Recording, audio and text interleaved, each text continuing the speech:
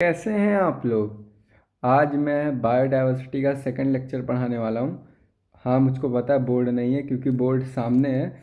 और मैं आज पीडीएफ में पढ़ाऊँगा क्योंकि मुझको इमेज तुम लोगों को दिखाना है, जैसे तुम लोग को फील आ पाए बायोडायवर्सिटी का। तो इमेज भी दिखाऊंगा और आज काफ़ी ज़्यादा न्यूमेरिकल वैल्यू तुम लोगों को याद करना था। इसी वजह से मैं क्या करूँगा, तुमको न्यूमेरिकल वैल्यू का भी ट्रिक मैंने बनाया है। तो ये लेक्चर देख लेना, काफ़ी ज़्यादा इंपॉर्टेंट है और काफ़ी ज़्यादा मज़ा आने वाला है। मेरा चेहरा नहीं दिखेगा लेकिन मेरी ही आवाज़ रहेगी। तो चलो मैं पीडीएफ खोलने वाला हूँ वो। तो शुरू कर रहे हैं हम लोग। बस एक सेकंड रुक जाना।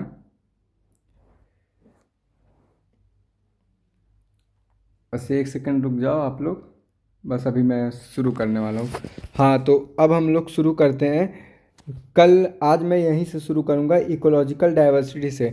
अर्थात की जो भिन्नता हमने कल देखी थी इकोलॉजिकल लेवल पे। इकोलॉजिकल लेवल पे क्या क्या आ रहा था, ज़रा मेरे को एक बार बताना तुम लोग। इकोलॉजिकल लेवल पे तुम्हारा क्या आ रहा था भैया? बायोटिक फैक्टर आ रहे थे और साथ में तुम्हारे एबायोटिक फैक्टर आ रहे थे। लेकिन जैसा तुम्हारा बायोटिक फैक्टर रहेगा उसी पे तुम्हारे ये बायोटिक भी रहेंगे। अर्थात कि जहाँ का मौसम अच्छा होगा वहाँ पे जो तुम्हारे बायोटिक है अर्थात कि लिविंग जो है ज़्यादा रहेंगे। जहाँ पे तुम्हारा एबायोटिक खराब वहाँ पे तुम्हारा बायोटिक भी खराब रहेंगे ऑटोमेटिकली। और अब तुमको मैं कुछ सीनरी दिखाने जा रहा हूँ। ये जो तुम देख रहे हो, एक मिनट रुक जाना। मेरा चेहरा दिख रहा है क्या तुम लोगों को? हाँ, मेरा चेहरा देख रहे हो तो अच्छी बात है काफ़ी। चलो मैं अब शुरू करता हूँ। मेरे चेहरे पे ध्यान मत देना, यहाँ पे ध्यान देना। तो ये जो दिख रहा है तुम लोगों को, ये एक नॉर्वे का सीन है। किसका सीन है? नॉर्वे। नॉर्वे का ये जो सीन देख रहे हो ना, ये लगभग तुम्हारा एक ऐसा सीन है जब यहाँ पे कम ठंडी पड़ती है। अर्थात कि ये वहाँ की क्या है, एक तरीके से तुम बोल सकते हो ये वहाँ की गर्मी है। देख रहे हो कैसा बादल है, बादल। लेकिन तब भी यहाँ पे क्या, ऑर्गेनिज्म तो सरवाइव करेंगे। लेकिन जिस हिसाब से यहाँ का टेम्परेचर है, जिस हिसाब से यहाँ के ये बायोटिक फैक्टर्स है ना, उस हिसाब से यहाँ पे ऑर्गेनिज्म कम सर्वाइव करते हैं। इतनी बात समझ में आ गई। अब ये तुम्हारा है अर्थ है। अर्थ पे कौन सा है? ये इंडिया है भैया हमारा। अब यहाँ पे देखो डिजर्ट जैसे है। डिजर्ट पे तुम्हारा क्या रहेगा? डिजर्ट पे तुम्हारा भैया क्या चीज़ कम रहेगा? खुद सोचो। डिजर्ट में तुम्हारी लाइफ जो रहेंगी वो कम रहेंगी। क्यों कम रहेंगी? क्योंकि यहाँ पे गर्मी ज़्यादा है और ऑर्गेनिज्म वहीं सर्वाइव करेगा जहाँ पे तुम्हारे एबायोटिक फैक्टर, अर्थात कि तुम्हारे एबायोटिक फैक्टर में क्या क्या आएंगे? लाइट आ जाएगा, वाटर आ जाएगा, और क्या क्या आएगा? टेम्परेचर आ जाएगा, और क्या क्या आएगा? सॉइल आएगा ये बायोटिक फैक्टर में। ये डेजर्ट का सीन देख लो। ये तुम्हारे हैं रेनफॉल के। रेनफॉल में देखो हरियाली ज़्यादा है। हरियाली ज़्यादा है कि नहीं, तुम खुद बताओ। किस हरियाली की बात कर रहा हूँ? ये फॉरेस्ट वाले। अब यहाँ पे पानी ज़्यादा, तुम्हारे साथ में एबायोटिक फैक्टर भी काफ़ी अच्छे हैं, तो उसी हिसाब से भैया तुम्हारा यहाँ पे लिविंग ऑर्गेनिज्म भी, अर्थात कि यहाँ पे डाइवर्सिटी वो भी काफ़ी ज़्यादा पाई जाएगी। इतनी बात समझ में आ गया। आज मैं अच्छा नहीं दिख रहा हूँ क्योंकि आज मैं स्कूल गया था ना, तो काफ़ी ज़्यादा ट्रक से मेरा मुलाकात हो गया, तो धूल वूल बहुत ज़्यादा ही मिल गया मेरे को। तभी मैं आज क्लास नहीं करने वाला था। लेकिन तुम लोग चेहरा देख लो कैसा लग रहा हूँ, ठीक ठाक लग रहा हूँगा। ये तुम्हारे मैनग्रोव जंगल है। ये देखो मैनग्रोव जंगल में यहाँ पे भी पानी है भैया, यहाँ पे भी हरियाली है। अर्थात कि यहाँ पे भी जो बायोडाइवर्सिटी है वो ज़्यादा रहेगी। और यहीं तुम यहाँ पे कोरल रीफ्स की बात कर लो, यहाँ पे भी भैया डाइवर्सिटी ज़्यादा रहेगी। और कौन सी डाइवर्सिटी? यहाँ पे एक्वेटिक डाइवर्सिटी ज़्यादा रहेगी। और इसका जिसको पीडीएफ चाहिए होगा भाई मेरे को मैसेज करेगा। कहाँ पे? व्हाट्सअप पे। व्हाट्सअप नंबर ले लो 9670742561। इस पर कभी भी व्हाट्सअप कर देना, रिप्लाई दे दूँगा। और कॉल करना होगा तो अगर कॉल करोगे, नहीं लगा इस नंबर पे, तो व्हाट्सअप कर देना, मैं खुद कॉल कर दूंगा कोई डाउट होगा तो। ये तुम्हारा वेटलैंड है। वेटलैंड में देख लो हरियाली ज़्यादा है, पानी भी ज़्यादा है, तो अल्टीमेटली तुम्हारे ए बायोटिक फैक्टर जो होंगे, यानी कि लाइफ तुम्हारी ज़्यादा होगी। ज़्यादा अर्थात कि लाइफ ज़्यादा मतलब बायोडाइवर्सिटी यहाँ पे क्या होगी? यहाँ पे कम होगी या ज़्यादा होगी भैया? ज़्यादा होगी। ये तुम्हारा देख लो क्या है, एस श्यूरी। यहाँ पे भी देख लो तुम्हारा पानी भी है, बायोटिक फैक्टर भी है। ये देखो प्लांट भी हैं, प्रॉपर धूप भी है ऊपर देखो। ये यहाँ पे भी क्या होंगे तुम्हारे बायोडाइवर्सिटी क्या होगी? ज़्यादा होगी, अर्थात कि इंक्रीज होगी। अब यहाँ पे देख लो, यहाँ पे भैया कम होगी। क्यों कम होगी? क्योंकि तुम खुद कॉमन सेंस लगाओ ना मेरे भाई। जिसके पास कोई सेंस ना हो वो कॉमन सेंस लगाए। बर्फ़ वाले एरिया में, अर्थात कि जो तुम्हारा अर्थ हुआ, यहाँ पोलर रीजन है, यहाँ पे डाइवर्सिटी ज़्यादा रहेगी कम रहेगी? क्योंकि यहाँ पे सनलाइट कम, तो प्लांट की प्रोडक्टिविटी कम। जब प्लांट की प्रोडक्टिविटी कम तो अर्थात यहाँ पे एनिमल जो है वो भी कम हो जाएंगे। इतनी बात समझ में आई मेरे भाई? ठीक लग रहा हो ना। चलो मेरे भाई, अब हम लोग आते हैं, ये देखो ये तुम्हारा सी है। यहाँ पे भैया कोई डाइवर्सिटी पाई जाएगी? ऊपर नहीं पाई जाएगी, लेकिन नीचे जाओगे अगर एक्वेटिक लाइफ में जाओगे, एक्वेटिक लाइफ में डाइवर्सिटी पाई जाएगी, अर्थात यहाँ पे बायोडाइवर्सिटी तो पाई जाएगी, लेकिन उतनी नहीं पाई जाएगी इन कंपेरिजन टू कहाँ पे, लैंड के मुकाबले। अब ये तुम्हारा अर्थ की फ़ोटो है। अब तुम बोलोगे अर्थ की फ़ोटो कहाँ नहीं दिखा रहा हूँ, तो यहाँ पे तुम ज़रा नोटिस करना कि यहाँ पे 600 मिलियन एगो पहले हमारा अर्थ कैसा था। ये देखो भैया हमारा अर्थ कैसा था, पेना तनी बदल ले फील देने के लिए। हमारा अर्थ कैसा था भाई साहब, हमारा अर्थ देखो यहाँ पे बर्फ़ दिख रहा है ना, ये सब बर्फ़ है तुम्हारे, समझ में आया, ये सब कोई फालतू चीज़ नहीं है, ये सब तुम्हारे बर्फ़ हैं। और अब देखो, अरे भैया क्या हो गया, सॉरी सॉरी, ये तुम्हारे अर्थ हैं, यहाँ पे देखो इस पे बर्फ़ ज़्यादा, लेकिन जैसे ही टाइम बीता लगभग 100 मिलियन बाद तुम्हारे कैसे हुए, बर्फ़ पिघलती गई, उसके बाद बर्फ़ पिघलती गई। क्यों बर्फ़ पिघली ज़रा मेरे को बताओगे तुम लोग, मैं बैठी पे हूँ अपने, तो क्यों बर्फ़ पिघली? कॉमन सेंस लगा मेरे भाई, आज के लाइफ में तुम्हारे व्हीकल्स, जो व्हीकल्स हैं वो ज़्यादा यूज हो रहे हैं। जब व्हीकल्स ज़्यादा यूज होंगे तो भाई पॉल्यूशन भी ज़्यादा निकलेगा, क्योंकि CO2 और कार्बन फ्लोरोक्लोराइड भी ज़्यादा निकल रहा है। कैसे निकल रहा है? CO2 तुम्हारे भाई बाइको एक से निकलने लगे, और ये सब तुम्हारे AC और रेफ्रिजरेटर से निकलने लगे, अर्थात कि ये दोनों मिल के क्या कर रहे हैं, ये दोनों मिल के हमारा जो इकोसिस्टम है, इकोसिस्टम उसको क्या कर रहे हैं भैया, डैमेज कर रहे हैं। अर्थात कि हमारा तभी तो जो बर्फ़ है वो पिघल रहा है। कैसे पिघल रहा है? ये दोनों गैसेस की वजह से। तो आज के टाइम में ये करंट वाला है, आज के टाइम पे इतने ज़्यादा पॉल्यूशन है, अर्थात कि इतना ज़्यादा हार्मफुल गैसेस निकल रहे हैं, जिससे हमारा जो अर्थ है उस पर जो बर्फ़ है वो पिघल रहा है, और एक टाइम ऐसा आएगा कि हम लोग सब एक्सटिंक्ट हो जाएंगे, अर्थात कि मर जाएंगे। हाँ भैया, एक टाइम ऐसा आएगा कि हम लोग मर जाएंगे। तो यहाँ पे देख लो, जिसको स्क्रीनशॉट लेना है ले लो, ये देख लो हमारा अर्थ इस टाइम कैसा और इस टाइम कैसा था, ये इंक्रीजिंग ऑर्डर है। अब ये मैंने क्या दिखा रहा हूँ, देखो एक टाइम ऐसा आया ना दुनिया पे कि हमारी जो है, हमारे डायनासोर क्या हो गए, एक्सटिंक्ट हो गए। क्यों एक्सटिंक्ट हो गए? देखो प्रकृति में कोई भी चीज़ हो रहा है ना तो उसके पीछे रीज़न होगा, बिना रीज़न का कोई भी चीज़ नहीं होता। तो इनकी स्पीसीज़ को एक्सटिंक्ट करवाने के लिए क्या गिरा, मीटियोर गिरा, और ये स्पीसीज़ के बारे में हम ज़्यादा जान नहीं पाए। और ये जैसे ये तुम्हारी कुछ स्पीसीज़ ऐसी थी जो कि बहुत पहले एक्सटिंक्ट हो गई। क्यों? क्योंकि जंगलों में आग लग गई और हमें उन स्पीसीज़ के बारे में पता भी अच्छे से नहीं चल पाए, लेकिन वो एक्सटिंक्ट हो गई। तो ये वैसी टाइप की स्पीसीज़ है। और ये देखो, ये हमारा एक प्यारा सा फिगर है, किसका, बायोडाइवर्सिटी शो कर रहा है। अब बोलोगे बायोडाइवर्सिटी कैसे शो कर रहा है? अरे भैया डाइवर्सिटी मतलब क्या, भिन्नता, बायो मतलब लाइफ। तो यहाँ पे इस जंगलवा में देखो भैया हरियाली भी है, साथ में तुम्हारे इतने सारे लेपर्ड हैं, ये टाइगर लग रहा है मेरे को, बर्ड है, यहाँ पे बंदर है, यहाँ पे फ्रॉग है, यहाँ पे अलग अलग प्रकार के बर्ड हैं, अलग अलग स्पीसीज़ के। तो यहाँ पे भैया बायोडाइवर्सिटी ज़्यादा हुई कि नहीं हुई मेरे भाई, समझे तुम? अब नीचे आना, लगभग 200 सालों से भी कम टाइम लगेगा जब हम लोग क्या हो जाएंगे, एक्सटिंक्ट हो जाएंगे, अर्थात कि हम लोग डेथ हो जाएगा, हम लोग मर जाएंगे। हाँ सही बोल रहा हूँ, 200 साल, लगभग 200 साल बाद हम लोग मर जाएंगे, और हमारी अर्थ कैसी हो जाएगी, ऐसी हो जाएगी, बंजर एकदम, ना कोई प्लांट रहेगा ना कोई एनिमल रहेंगे, और हमारी अर्थ अल्टीमेटली कैसी हो जाएगी, बंजर हो जाएगी। इतनी बात समझ में आई?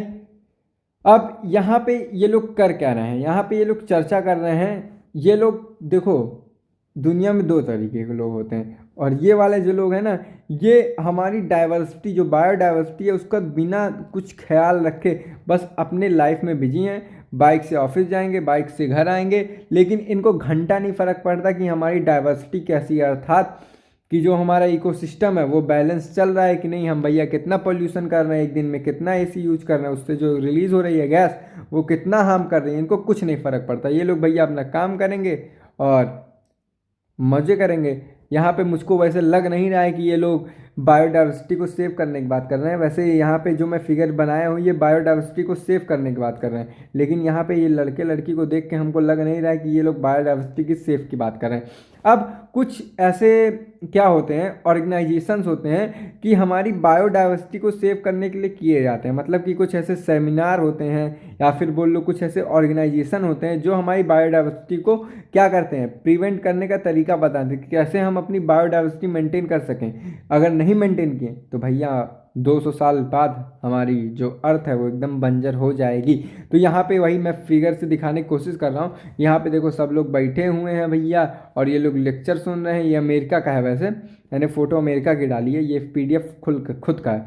तो यहाँ पे देख रहे हो ये कैसे अवेयरनेस जागरूक कर रहे हैं सॉरी जागरूक कर रहे हैं ये लोग, ये सारे लोगों में। और एक ऑर्गेनाइजेशन होता है international union for conservation and natural resource. ये कब आया था? 2004 में। इनके हिसाब से बोला गया था कि जो हमारी डाइवर्सिटी है, मतलब जो हमारे अर्थ पे स्पीसीज रह रहे हैं, लगभग हमने 1.5 अर्थात की से ज़्यादा स्पीसीज खोज डाली है। आज 1.8 मिलियन स्पीसीज हमने खोज डाली है। मतलब कि इतने स्पीसीज हमारे डिस्कवर हैं बोल रहा हूँ, इतने स्पीसीज हैं नहीं, इतने स्पीसीज डिस्कवर हैं। बस ये बात याद रखना, एग्जाम में गंदा वाला फंसा देगा तुमको, तब बोलोगे अरे मोर माई। तो इतने स्पीसीज हमारे खोजे जा चुके हैं, ये बात याद रखना। किसके द्वारा? IUCN, याद कर लो, international union conservation of nature और नेचुरल रिसोर्स। अब यहाँ पे ये दिखाने क्या कोशिश कर रहा है, जरा ये भी समझना कि मैंने क्या बताया था। हमारा जो तुमको कैसे समझा रहा हूँ, ये थोड़ा ये अभी फिर से समझाऊंगा। यहाँ पे मैं तुमको एक खाली पेज ले रहा हूँ ताकि तुमको अच्छे से समझा पाऊँ।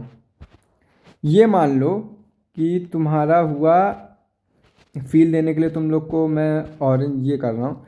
ये मान लो तुम्हारा हुआ सन हुआ, ठीक है मेरे भाई, और ये तुम्हारा हो गया अर्थ हो गया, ठीक है। ये कहीं से अर्थ लग नहीं रहा है वैसे, 1 मिनट रुकना, मैं ज्योमेट्री का यूज कर लूँ, तुमको ज़्यादा फील देने के लिए सही रहेगा। 1 मिनट रुकना, बस 1 सेकंड। दैते ससुर वही बे नहीं कर रहा है। हाँ भैया, बस इतने में हम सिखा दे। हट जा भैया तू। हाँ चलो शुरू करते हैं। जब यहाँ से तुम्हारी रेस गई, अर्थात कि अर्थ की रेस डायरेक्टली पेनिट्रेट होंगी, तो इस एरिया में तुम्हारी डाइवर्सिटी मैंने क्या बताया था, ज़्यादा रहेंगी। अर्थात कि जो तुम्हारी बायोडाइवर्सिटी है वो ज़्यादा रहेगी। और ये जो एरिया है ये कौन सा एरिया है, ज़रा कॉमन सेंस लगाओ कि तुमने जियोग्राफी में पढ़ा होगा, बहुत ही पहले पढ़ा होगा कि ये जो होता है ये भैया तुम्हारा इक्वेटर है। अर्थात कि तुम्हारा इक्वेटर रीजन में क्या होगा, जो तुम्हारी डाइवर्सिटी है वो क्या होंगी, कम होंगी। लेकिन अगर तुम पोलर रीजन पे बात करोगे, पोलर रीजन पे डाइवर्सिटी कम, तो कहाँ पे ज़्यादा एनिमल्स रहेंगे, तुम्हारे इक्वेटर वाले रीजन पे। इतनी बात समझ में आ गई। तो वहीं यहाँ पे मैं बोलने की कोशिश किया हूँ, ध्यान से देखना क्या मैं बोलने की कोशिश किया हूँ कि ये जो भैया हैं, ये लोग हैं, थोड़ा और मोटा कर लूँ, ये जो भैया यहाँ इक्वेटर रीजन पे, ये देख रहे हो, ये देख रहे हो, तुमको दिख रहा है कि नहीं भैया बोलो। ये जो इक्वेटर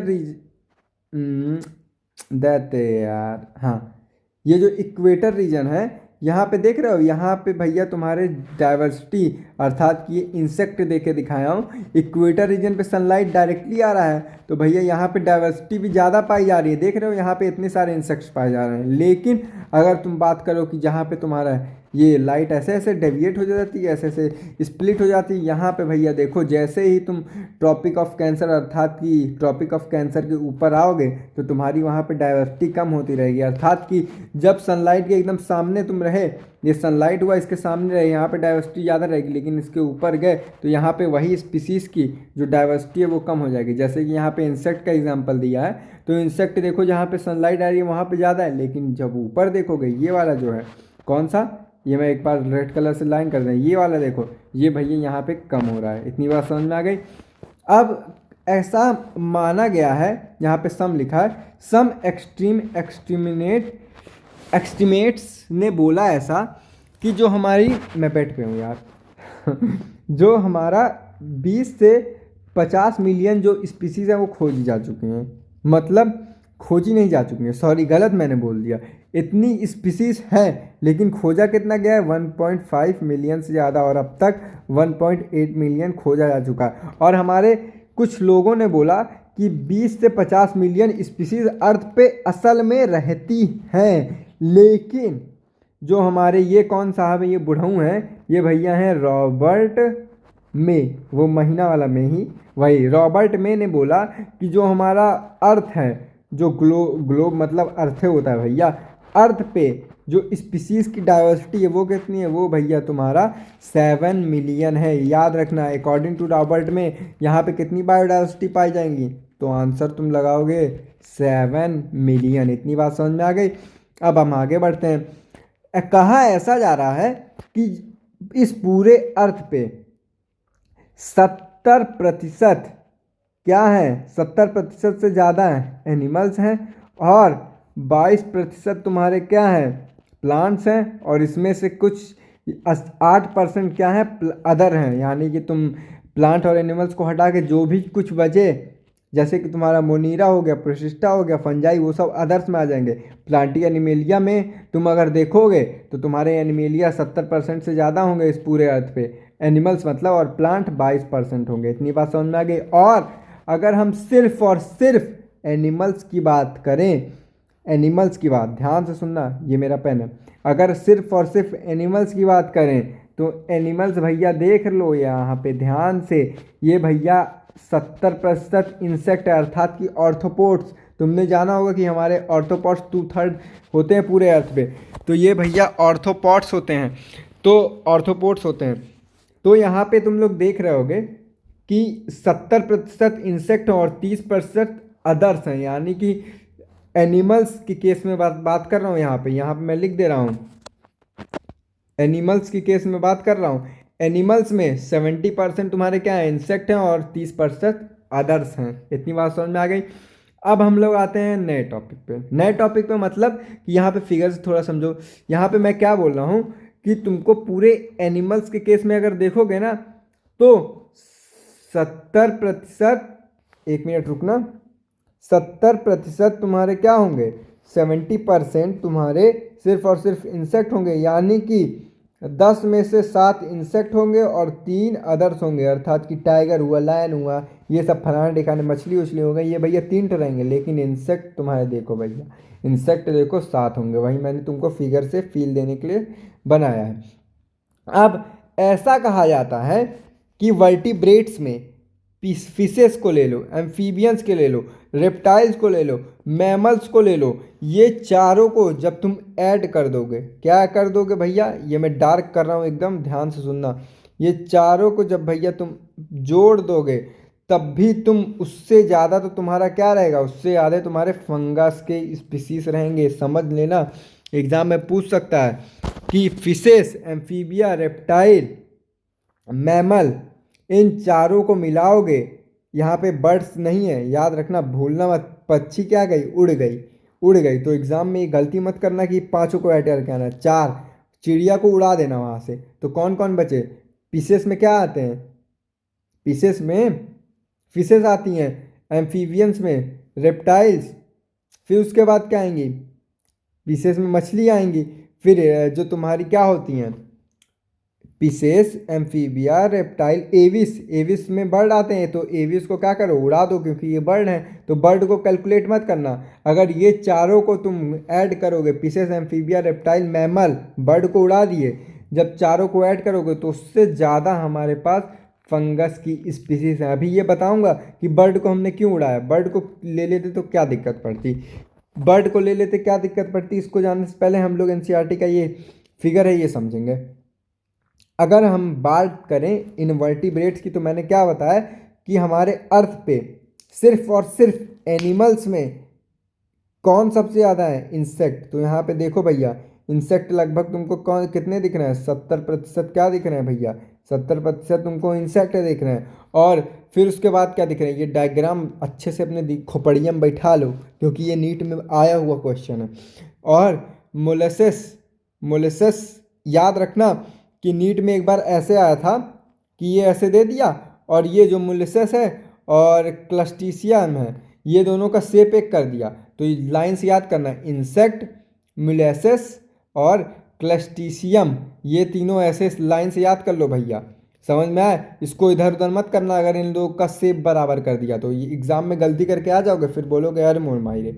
तो यहाँ पे याद कर लो, इंसेक्ट 70% रहेंगे, फिर उसके बाद मोलेशियस होगा, फिर उसके बाद क्लस्टीशियन होगा, उसके बाद क्या होंगे, अदर एनिमल्स होंगे। In the case of invertebrate, अगर हम वर्टिब्रेट की बात करें अर्थात कि fishes, amphibia, reptile, mammals, Aves की बात करें तो उसमें भैया आधे क्या होंगे, फिशेस अर्थात की मछलियाँ होंगी, फिर उसके बाद मैमल्स होंगे, फिर क्या होंगे, बर्ड होंगे, फिर उसके बाद रेप्टाइल होंगे, फिर उसके बाद क्या होंगे, एम्फीबिया। तो ये अच्छे से याद कर लेना, फिशेस एम, यहाँ से फिशेस, एम्फीबिया, रेप्टाइल, ये लाइन से याद करो भैया, एग्जाम में इसे चक्कर खिलाएगा तुमको, इधर उधर करके कंफ्यूज करेगा। तो ऐसे याद करना, फिशेस, एम्फीबिया, रेप्टाइल, एविस माने बर्ड, एविस माने क्या, बर्ड, फिर पांचवा मैमल। इतनी बात समझ में आ गई। अब हम फंगस की बात करते हैं, प्लांट की बात करते हैं। प्लांट के केस में हमने ऐसा देखा गया कि हमारे लगभग प्लांट के केस में फंगस आधा ज़्यादा जगह लेते हैं, फिर उसके बाद कौन लेता है, फ्लावरिंग प्लांट लेते हैं, फिर उसके बाद ये एल्गी लेते हैं, फिर उसके बाद लाइकेन लेते हैं, फिर उसके बाद मोसेस रहते हैं, फिर उसके बाद फर्न एंड एलीज लेते हैं। अब इसको याद करने की छोटी सी ट्रिक है, पूरा ट्रिक मैंने नहीं बनाया, यहाँ पे मैंने तुमको जो सीक्वेंस था वो याद करवा दिया, और यहाँ पे तुमको इंसेक्ट, मोलेसेस और क्लस्टीशियम और अदर एनिमल्स याद करवा दिया। अब प्लांट को देखो भैया, तुमने पढ़ा होगा कि फंगस प्लस एल्गी क्या बनाते हैं, लाइकेंस। तो ये याद रखना ट्रिक होगा, ये फंगस प्लस, ये याद रखना कि कहाँ कहाँ लोकेशन है इसका, यही पूछेगा भैया कि फंगस कहाँ पाया जाएगा, एल्गी कहाँ पाया जाएगा। तुम लोकेशन उधर उधर मत करना, लोकेशन याद करवाने के लिए तुमको इतना बार चिल्ला रहा हूँ मैं। तो फंगस यहाँ पे हुआ, एल्गी यहाँ पे, ये दोनों से क्या बनेगा, लाइकेन। और हमारे अर्थ पे सबसे ज़्यादा कौन है, फ्लावरिंग प्लांट अर्थात कि एंजियोस्पर्म, और ये दोनों ऊपर याद कर दो, म्यूसिस और फर्न्स एंड एली, ये दोनों याद करने रहे। ये इतना म्यूसिस का है और ये इतना किसका है, फर्न्स का है। इतनी बात समझ में आ गई। अब बात करते हैं कि हमने अभी तक क्यों एक प्रॉपर प्रोकैरियोटिक का बताया नहीं। जैसे हमने यूकैरियोटिक में तो बता दिया कि रॉबर्ट मे के हिसाब से 7 मिलियन नहीं खोजे जा पाए हैं, और कितने डिस्कवर है, 1.8 मिलियन, अर्थात कि 1.5 मिलियन से ज़्यादा बोल लो। अब हम प्रोकैरियोट्स में कैसे करते हैं, देख भाई, प्रोकैरियोट तो एक सिंगल सेल है। अब सिंगल सेल को हम कैसे कैसे पता पा पाएंगे कि वो अलग स्पीसीज से कि सेम स्पीसीज पे, बहुत डिफिकल्ट होगा भाई। अब तुम एक सिंगल सेल में, तुम खुद बताओ कि एक सिंगल सेल में तुम पता पा जाओगे कि ये कौन सी स्पीसीज है। अबे मेरे भाई, उसमें तुम्हें सालों क्या, 1000 साल लग जाएंगे। तो साइंटिस्टों ने एक दिमाग लगाया, क्या दिमाग लगाया कि उन्होंने कहा, क्या प्रॉब्लम थी, that problem is that to convey taxonomical method are not suitable to identify the molecules species, अर्थात कि जो तुम्हारे बैक्टीरिया, फंजाई, वायरसेस हैं, इनको कैसे हम आइडेंटिफाई करिए भैया, पॉसिबल नहीं था टॉक्सिनॉमिकल लेवल पे। तो हमने क्या किया कि इस पे स्ट्रेनिंग कर दी बैक्टीरियाज पे। तो बैक्टीरिया पे स्ट्रेन मतलब दाग दे दिया, जनरली बोल लो, दाग नहीं होता, हमने स्ट्रेन कर दिया।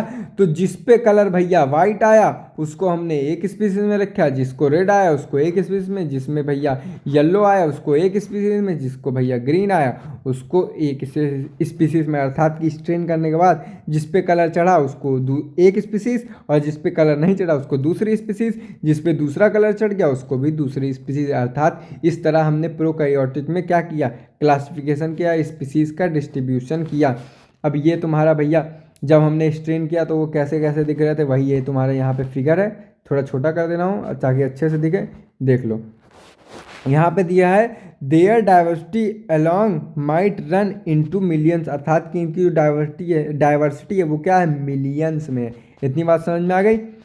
अब अगर हम बात करें भारत की, ये हमारा भारत देश महान है। अगर हम बात करें भारत की, तो भारत में क्या है, मेगा डाइवर्सिटी पाई जाती है। भारत क्या है, महान है, अर्थात कि मेगा है, तो भारत में मेगा डाइवर्सिटी पाई जाएगी। और भारत में 1200 बर्ड की स्पीसीज होती हैं। ये बात अपने दिमागवा में, खोपड़ियाँ में, सब जगह घुसा लेना। एनसीईआरटी ने लिखा है तो तुमको याद करना पड़ जाएगा।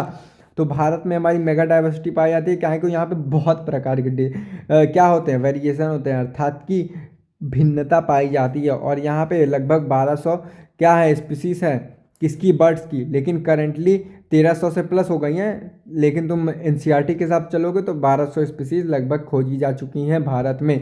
इसीलिए भारत क्या बोला जाता है, एक मेगा डाइवर्सिटी। इतनी बात समझ में आ गई। B for Bharat, B for 12 mega diversity पाई गई है, अर्थात कि 1200 स्पीसीज की डाइवर्सिटी है। अब यहाँ पे ये मैं ग्राफ के मतलब कि एक ग्राफ के माध्यम से समझाने की कोशिश किया हूँ कि लगभग इस पूरे अर्थ पे हमने 1.5 मिलियन से ज़्यादा, अर्थात कि 8 मिलियन स्पीसीज खोजी जा चुकी है और 7 मिलियन खोजनी बाकी है, अर्थात कि हमारे पूरे अर्थ पे 7 मिलियन स्पीसीज जो है खोजी जानी बाकी है। तो वही मैंने ग्राफ बताया कि अब तक डिस्कवर कितने हुए, 22, और कितने डिस्कवर नहीं हुए हैं, 28%। इतनी बात समझ में आ गई। अब यहाँ पे एक क्वेश्चन दिया है, इस क्वेश्चन को ध्यान से देखना, इंपॉर्टेंट है काफ़ी। Would we ever be able to complete the inventory of the biological wealth of the country. इसके कहने का मतलब है, क्या हम कभी ये जो इन्वेंशन ख़त्म कर सकते हैं जो हमारी बायोलॉजिकल है, मतलब कि मान लो ह्यूमोसेपियंस है, क्या ऐसा कभी हो सकता है कि हम अपने बारे में पूरा जान जाएं, या फिर इस संसार में जितनी भी स्पीसीज़ हैं उन सब स्पीसीज़ के बारे में पूरा जान जाए? तो भैया नहीं हो सकता है ऐसा। हम कभी भी नहीं जान सकते कि ये जो हमारी क्या है, ये हमारा जो बायोलॉजिकल है, ये हमारी कंट्री है, उसमें कितने कितने स्पीसीज़ हैं, ये हम कभी नहीं जान सकते, क्योंकि हमारे पास बहुत ज़्यादा बायोडाइवर्सिटी है। अबे तुम खुद सोचो भैया, 1.8 मिलियन खोजी गई हैं, 7 मिलियन खोजी, अब तुम 7 मिलियन के बारे में जान पाओगे क्या? नहीं जान पाओगे। कैसे नहीं जान पाओगे, अभी ये भी तुमको समझ में आएगा। तो आंसर क्या होगा तुम्हारा, नहीं जान पाएंगे सबके बारे में। क्यों नहीं जान पाएंगे? ये तुम्हारा एनसीईआरटी का नहीं है, ये कैरेक्टरिस्टिक ऑफ ह्यूमोसेपियंस, एक ह्यूमोसेपियंस, एक पर्टिकुलर बुक से मैंने 3 पन्ने निकाले हैं, और उस ह्यूमोसेपियंस के बारे में उस बुक में 280 पन्ने लिखे थे। और इसमें देख लो एक पेज में कितना डेंस फॉर्म में लिखा है। देख भैया, देख ले भैया। अब तुम खुद सोचो कि एक मिनट रुकना। हाँ, तुम खुद सोचो कि ये बस एक पर्टिकुलर बुक की बात कर रहा है। एक पर्टिकुलर बुक में इतने लिखे हैं, 3 पन्ना है, और उस पर पर्टिकुलर बुक में 280 में से हमने 3 पन्ने बस निकाले। अब तुम सोचो ह्यूमोसेपियंस पे 280 बुक, तो 1.8 बिलियन पे कितनी बुक, 1.8 मिलियन बुक। तो भैया रखेंगे कहाँ इतनी बुक, या पढ़ेंगे कैसे? और अगर 7 बिलियन स्पीसीज हमने खोज ली, तो भैया 7 बिलियन बुक, और 7 बिलियन बुक रखने के लिए हमें पूरा अर्थ कब्जियाना पड़ जाएगा, समझे? इसीलिए हम नहीं जान सकते सबके बारे में। तो अब यही यहाँ पे बोला है कि जैसे कि ह्यूमोसेपियंस पे एक बुक, उसी तरह यहाँ पे ये जो है बैक्टीरिया, उसके लिए भी एक बुक, यहाँ पे ये जो है इसके लिए भी एक बुक, फंगाई के लिए भी एक बुक, प्लांट के लिए भी एक बुक, मैंगो के लिए, ग्रासहॉपर के लिए भी, सबके लिए एक एक बुक हो जाएगा। तो भैया हमारी पूरी लाइब्रेरी घचाघच भर जाएगी। और अल्टीमेटली क्या होगा, यहाँ पे किताब जलता हुआ क्यों दिखाया है? क्योंकि भैया जो हमारी स्पीसीज एक्सटेंड हो रही हैं, मतलब कि इतनी सारी बुक्स हैं, ठीक है? तुम खुद सोचो भैया, इतनी सारी बुक्स हैं तो सारी बुक्स तो तुम पढ़ नहीं पाओगे। कुछ बुक ऐसी भी होंगी ना कि वो जो एनिमल है एक्सटेंड हो चुका होगा तब भी तुम उसको नहीं पढ़ पाओगे। तो वहीं पे दिखा है, वो सब बुक वेस्ट चली जाएगी। जब वो एनिमल एक्सटेंड हो गया तो उसके बारे में ज़्यादा तुम पढ़ के क्या करोगे? जब कोई एनिमल लिविंग होता है तब तो पढ़ते नहीं हो भाई तुम लोग। जब मर जाएगा तब उसके बारे में क्या घंटा पढ़ोगे? नहीं पढ़ोगे। तो वहीं यहाँ पे बताने की कोशिश किया है कि हमारी जो बुक्स हैं वो भी जल रही हैं। कैसे जल रही हैं? यहाँ पे वो माचिस से नहीं फूकने की बात कर रहा हूँ, यहाँ पे मैं इससे फूकने की बात कर रहा हूँ कि अगर इतनी सारी बुक्स बनी तो उसमें से कुछ स्पीसीज एक्सटेंड भी हो गई होंगी अब तक क्यों एक्सटेंड हो गई होंगी, जरा ये भी सोचना। अबे भाई बुकिया छापने में टाइम लगेगा, इतनी सारी बुक्स तुम बना रहे हो, तब तक क्या भरोसा कोई स्पीसीज के कोई प्रॉपर टेम्परेचर ना मिल रहा हो, कोई प्रॉपर रिसोर्स ना मिल रहा हो और वो एक्सटेंड कर गई होगी, तो वो बुकिया तो तुम्हारी वेस्ट चली जाएगी, अर्थात कि वो बुक किसी काम की नहीं रहेगी, तभी वहाँ पे जलता हुआ दिखाया है। अब हमारा क्या टॉपिक है, पैटर्न ऑफ बायोडाइवर्सिटी। यहाँ पे बस थोड़ा सा मैं 2-3 मिनट और पढ़ाऊंगा कि यहाँ पे देखो कि जहाँ पे सन की रेज ज़्यादा आ रही है, यही मैं हमेशा बोलता हूँ, वहाँ पे क्या है, ट्रॉपिकल रीजन अर्थात कि इक्वेटर पे डाइवर्सिटी ज़्यादा पाई जाएगी, और अगर तुम ऊपर बात करोगे यहाँ पे बायोडाइवर्सिटी कम पाई जाएगी। यहाँ पे क्या लिखा है, there are more solar energy available in the tropical region which is contributed to higher production. Higher production होगा तो एनिमल का भी प्रोडक्शन हाई हो जाएगा। In terms of mid contribution indirectly greater the biodiversity. जब तुम्हारा सनलाइट जहाँ पे जाएगा वहाँ पे डाइवर्सिटी भी ज़्यादा रहेगी। इतनी बात समझ में आ गई। ये तुम्हारे मैप हैं, ये सब तुम देख लेना, ठीक है। अब कहा गया है कि जो हमारी कोलंबस है, कोलंबिया है, ये इक्वेटर पाई जाती है। कोलंबिया कहाँ है, जरा ढूंढना चाहोगे तुम लोग इसमें? चलो आओ ढूंढते हैं। ऐसे मिलने वाला नहीं है मुझको, जहाँ तक लग रहा है मुझसे तो एकदम नहीं मिलेगा, लेकिन ये भैया इक्वेटर पे हैं, तो इक्वेटर पे भैया मिल सकते हैं, लेकिन ये इमेजवा फट रहा है, क्लियर ही नहीं हो रहा, तो कैसे ढूंढेंगे। छोड़ो यार, छोड़ो, ढूंढो मत। देखो क्या मैं बोलने की कोशिश कर रहा हूँ, जो हमारा इक्वेटर रीजन पे ये कोलंबिया पाया जाता है, मैंने अभी पहले स्टार्टिंग में बताया कि जो इक्वेटर रीजन रहेगा वहाँ पे बायोडाइवर्सिटी ज़्यादा रहेंगी। तो भैया ये ट्रिक है तुम्हारी, ये कि ट्रिक नहीं है, मतलब ट्रिक बनाने जा रहा हूँ अभी। तो जो तुम्हारी कोलंबिया है वहाँ पे बायोडाइवर्सिटी ज़्यादा पाई जाएगी, क्यों? क्योंकि वो इक्वेटर पे फाइंड कर रहा है। कहाँ ऐसा जा रहा है कि कोलंबिया में भैया लगभग 1400 स्पीसीज पाई जा रही है कोलंबिया में, समझ में आया? और वो कहाँ पे है, इक्वेटर पे प्रेजेंट है। तो इस 1400 स्पीसीज हम कैसे याद रखेंगे? देखो भैया, ये जो तुम्हारी कोलंबिया है, मेरे साथ साथ लिखते जाओ, कोलंबिया। ये जो बी है ये उल्टा करके 4 बना लो, 4 की तरह दिख रहा है कि नहीं, ये देखो दिख रहा है। और जो 1 एल है उसको 1 बना लो, अर्थात कि 1400 स्पीसीज कोलंबिया में पाई जा रही हैं। और एक चीज़ मुझको बताओ, उसको देखने से पहले, न्यूयॉर्क सब लोग जाना पसंद करोगे कि नहीं अगर फ्री में जाने को मिले? हाँ पसंद करोगे। तो न्यूयॉर्क 1 नंबर जगह है कि नहीं? हाँ भैया न्यूयॉर्क 1 नंबर जगह है। तो वही मैंने ट्रिक बनाई है कि न्यूयॉर्क में ये जो न्यूयॉर्क का एन है उसी को ऐसे कर दो, 4 कर दो, तो 4 को जब सीधा करोगे तो ऐसे हो जाएगा। तो और न्यूयॉर्क कैसी जगह है? 1 नंबर जगह है। तो अर्थात कि न्यूयॉर्क में कहाँ प्रेजेंट है? 41 डिग्री नॉर्थ पे प्रेजेंट है। और यहाँ पे कितनी स्पीसीज हैं?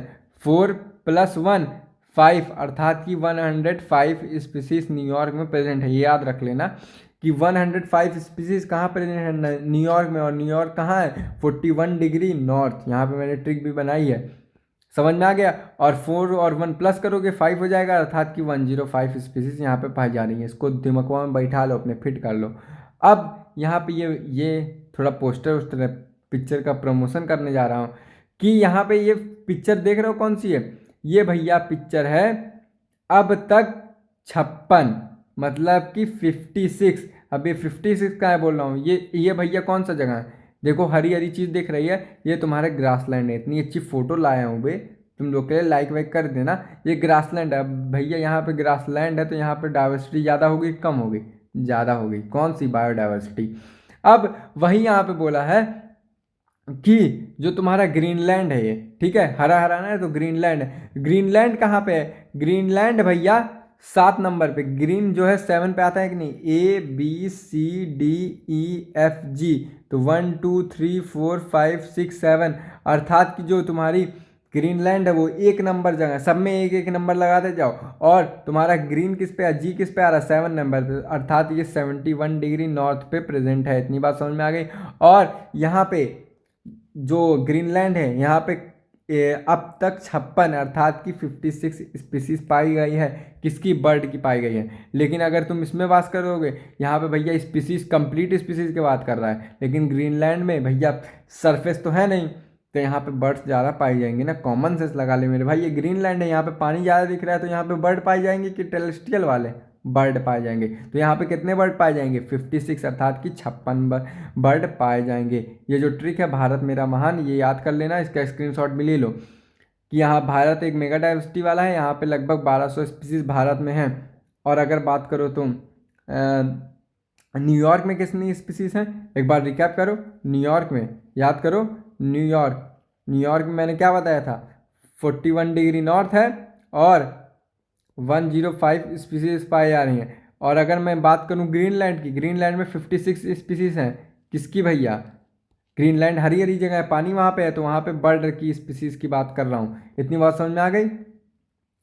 अब ये यहाँ पे कुछ और ट्रिक है, इसको मैं भैया पढ़ाऊँगा कब, कल पढ़ाने जा रहा हूँ, ठीक है। आज बस यहीं तक रखते हैं, अब कल मैं तुम लोग को ये सब पढ़ाऊँगा। यहाँ पे भी ट्रिक कुछ मैंने बनाया है, देख लो एक बार।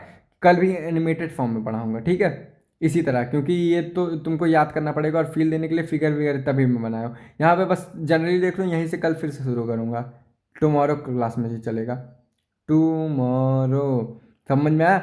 यहाँ पे प्लांट में पी इसका देख लो 40,000 प्लस, फिशेस में इसका 3 देख लो 3,000 प्लस, बर्ड में इसको अलग अलग कर दोगे 1300 प्लस, एम्फीबिया और मैमल्स में यहाँ पे 4 to 7 और रेप्टाइल्स में 3, 7, 8, ये दोनों याद करना पड़ेगा। तो चलिए आज बस इतना ही करते हैं। तो चलो मेरे भाई, आज की बातें यहीं तक, कल की बातें कल करेंगे। जय हिंद, जय भारत, साइनिंग ऑफ। वीडियो बंद कर लूँ।